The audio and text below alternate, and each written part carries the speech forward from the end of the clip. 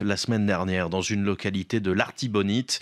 On en parle ce matin avec l'un de ceux qui portent la voix d'Haïti dans le monde. Jerry Tardieu, bonjour. Bonjour Monsieur Julien Coquet-OM, c'est un plaisir d'être à RFI ce matin. Un plaisir de vous recevoir également. Merci d'être avec nous. Vous êtes auteur, entrepreneur, ancien député en Haïti de 2016 à 2020. Vous êtes aussi le leader du parti politique haïtien En Avant. À Paris cette semaine, vous vous êtes exprimé devant le Sénat français pour donner votre analyse de ce qui se passe en Haïti. Gary Conille était lui, je le disais donc, à Nairobi hier, où William Ruto a promis l'arrivée de 600 policiers kenyans supplémentaires qui seront prêts, dit-il, peut-être dès le mois prochain.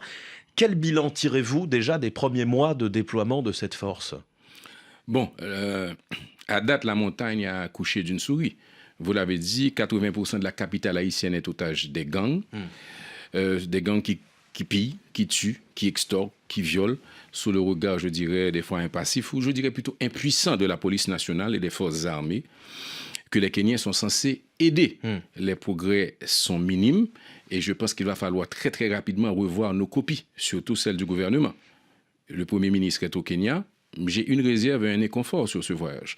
Une réserve parce que je pense qu'aujourd'hui, au niveau de crise aiguë que nous sommes en Haïti, il aurait mieux fait de rester en Haïti et d'être au centre de l'action, surtout avec la résurgence de la violence des gangs, vous en avez fait mention.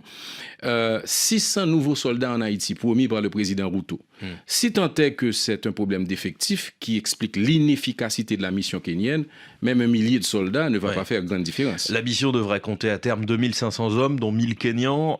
Elle n'en est donc à ce stade qu'un stade embryonnaire et souffre pour l'instant aussi d'un manque cruel de financement et d'équipement, notamment de véhicules, ce qui la rend en partie dépendante de la police haïtienne. Le manque de résultats est-il en fait la conséquence d'un trop faible engagement de la communauté internationale pour constituer cette force ?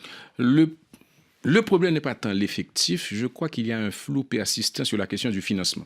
On parle de 600 millions de dollars, les Américains ont déjà mis 300 millions, personne ne sait qui va payer les autres 300 millions. Les autres pays ont mis 85 millions pour l'instant. Ouais. Donc on n'est pas encore au bout du compte. Donc il y a ce flou. Un peu plus de la moitié. Un peu plus de la moitié. Donc on a ce flou déjà.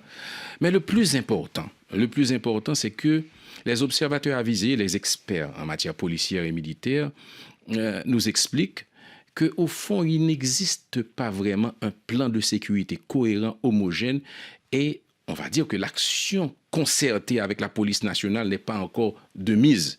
Aujourd'hui, et à date, aucun territoire perdu n'a été récupéré, aucune route nationale n'a été libérée, et je dirais qu'au fond, la peur n'a pas encore changé de camp.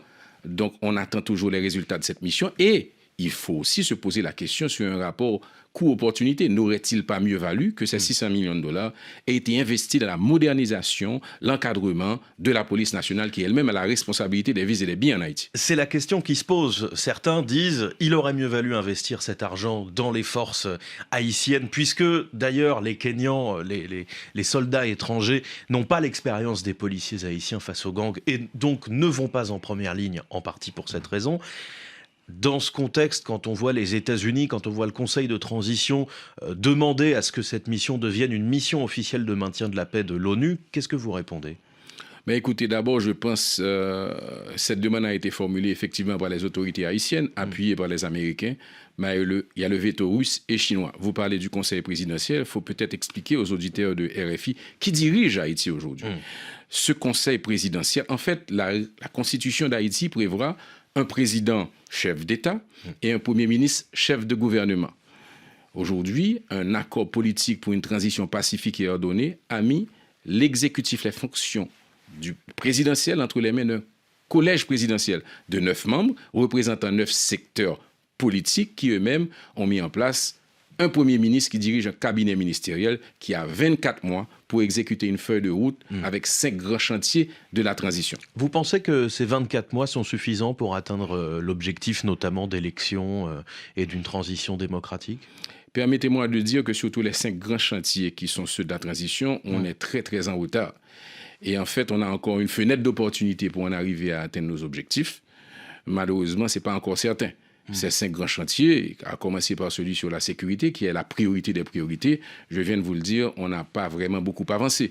Et de même pour le deuxième chantier qui est le redressement économique, on n'a pas beaucoup avancé aussi. Il n'y a pas d'économie, il n'y a pas de redressement économique sans rétablissement de la sécurité.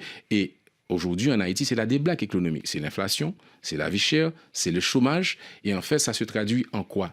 Exode massif des Haïtiens vers l'étranger et avec des répercussions difficiles pour nous. Vous voyez ce qui se passe en République dominicaine. Nos compatriotes sont chassés du territoire dominicain de façon, je dirais, cavalière.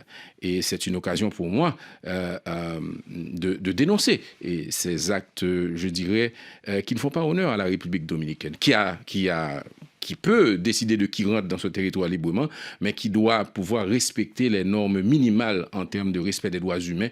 Et ça concerne aussi les Haïtiens. Pour en revenir à la situation politique, on a par ailleurs appris début octobre que 3 membres du Conseil de transition sont visés par une enquête pour corruption, des pots de vin. Cela fragilise encore plus cette instance dans son travail et sa légitimité aujourd'hui. Absolument. Alors, je disais tout à l'heure que la formule du collège présidentiel, elle est difficile. Si l'intérêt du pays ne prime pas sur les intérêts personnels, très certainement que ce conseil porte en lui-même les germes même de sa faiblesse, de ses carences et peut-être même de son échec, qu'on ne doit pas souhaiter. L'échec de cette transition et l'échec de tous les Haïtiens. Alors, sur les accusations, ce matin, j'écoutais le père Gardy Maisonneuve, qui est responsable d'une organisation de droits de l'homme, qui disait qu'il y a 3 dimensions à cette affaire à laquelle vous faites référence. Il y a une dimension politique, juridique et je dirais morale. La dimension juridique, c'est qu'il faut rappeler que ces 3 conseillers épinglés par un rapport de l'unité de lutte contre la corruption ne sont pas condamnés par la justice. Donc, ils bénéficient du droit, bien entendu, ils ont la présomption d'innocence. Mais il y a quand même aussi ce qu'on appelle une dimension morale. La présidence haïtienne, que ces allégations soient vraies ou fausses, est abîmée, un peu désacralisée. Et la dimension, je dirais, politique, elle est importante parce que, en fait, cette affaire plombe la transition alors que nous avons vraiment des priorités. Et le parti en avant qui fait de la bataille contre la corruption cheval de bataille aimerait que les autorités judiciaires fassent la lumière le plus vite que possible pour qu'on puisse passer à autre chose et que la société soit édifiée. Et dans le temps qu'il nous reste, quelques secondes, vraiment, dans le contexte actuel, on voit ressurgir le débat sur la dette coloniale que la France a imposée à Haïti. Le rôle que la France doit jouer aujourd'hui passe-t-il par des réparations ? Oui, je pense qu'il faut, sur cette affaire, une approche empreinte de justice mémorielle pour soulager moralement la France et pour réparer les torts causés à Haïti. Alors, cela participe aussi d'une volonté de jeter des ponts vers l'avenir, parce que Haïti et la France sont 2 pays amis, mais je pense que, comme disait Jean-Marc Ayrault, il faut trouver le bon élixir qui va panser cette plaie toujours vive. Merci Jerry Tardieu. La semaine dernière, dans une localité de l'Artibonite, on en parle ce matin avec l'un de ceux qui portent la voix d'Haïti dans le monde. Jerry Tardieu, bonjour. Bonjour, monsieur Julien Coquet-OM. C'est un plaisir d'être à RFI ce matin. Un plaisir de vous recevoir également. Merci d'être avec nous. Vous êtes auteur, entrepreneur, ancien député en Haïti de 2016 à 2020. Vous êtes aussi le leader du parti politique haïtien En Avant. À Paris, cette semaine, vous vous êtes exprimé devant le Sénat français pour donner votre analyse de ce qui se passe en Haïti. Gary Conille était, lui, je le disais donc, à Nairobi hier, où William Ruto a promis l'arrivée de 600 policiers kenyans supplémentaires qui seront prêts, dit-il, peut-être dès le mois prochain. Quel bilan tirez-vous déjà des premiers mois de déploiement de cette force ? Bon, à date, la montagne a accouché d'une souris. Vous l'avez dit, 80% de la capitale haïtienne est otage des gangs. Des gangs qui pillent, qui tuent, qui extorquent, qui violent, sous le regard, je dirais, des fois impassif, ou je dirais plutôt impuissant de la police nationale et des forces armées, que les Kenyans sont censés aider. Les progrès sont minimes et je pense qu'il va falloir très très rapidement revoir nos copies, surtout celles du gouvernement. Le Premier ministre est au Kenya. J'ai une réserve et un inconfort sur ce voyage. Une réserve parce que je pense qu'aujourd'hui, au niveau de crise aiguë que nous sommes en Haïti, il aurait mieux fait de rester en Haïti et d'être au centre de l'action, surtout avec la résurgence de la violence des gangs, vous en avez fait mention. 600 nouveaux soldats en Haïti promis par le président Ruto.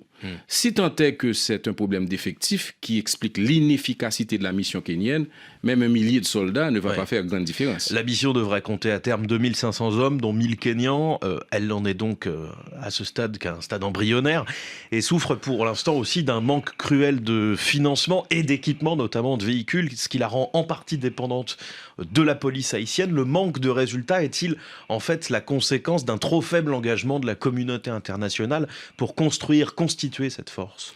Le problème n'est pas tant l'effectif, je crois qu'il y a un flou persistant sur la question du financement.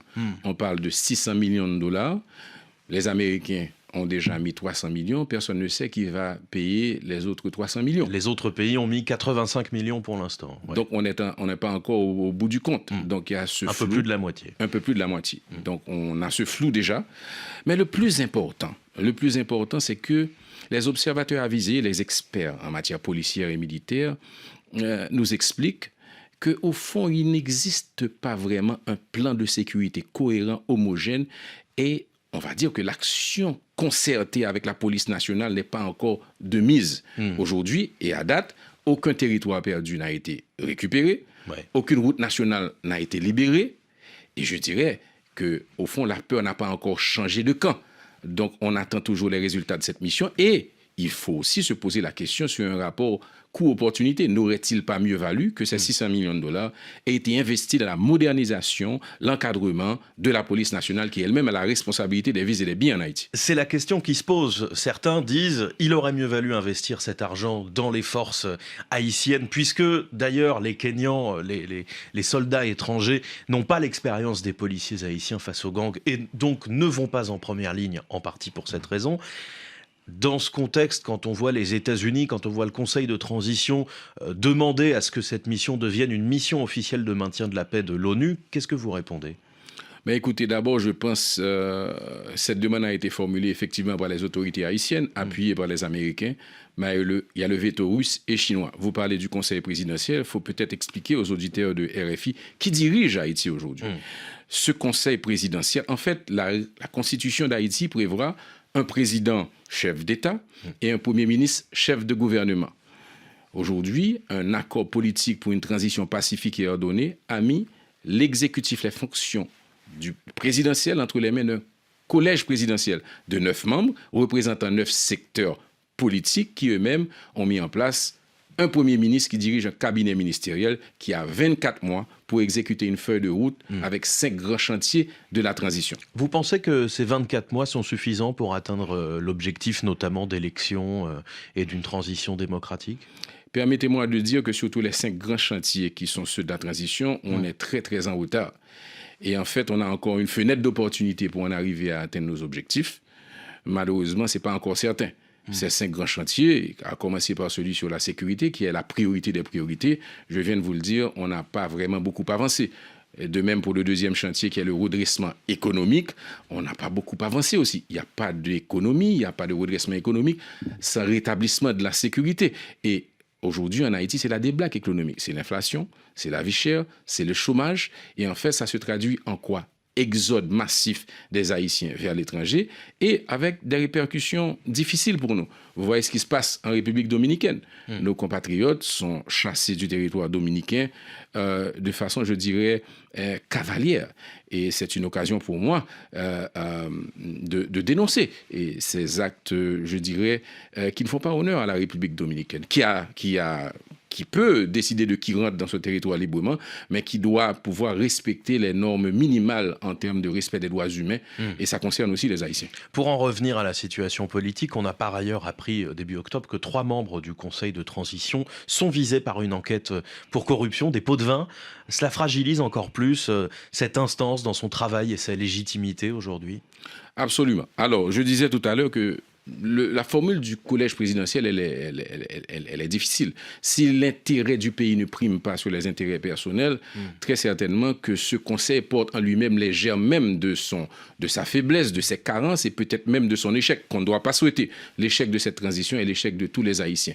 Alors, sur les accusations, ce matin, j'écoutais le père Gardy Maisonneuve, qui est responsable d'une organisation de droits de l'homme, qui disait qu'il y a 3 dimensions à cette affaire à laquelle vous faites référence. Il y a une dimension politique, juridique et je dirais morale.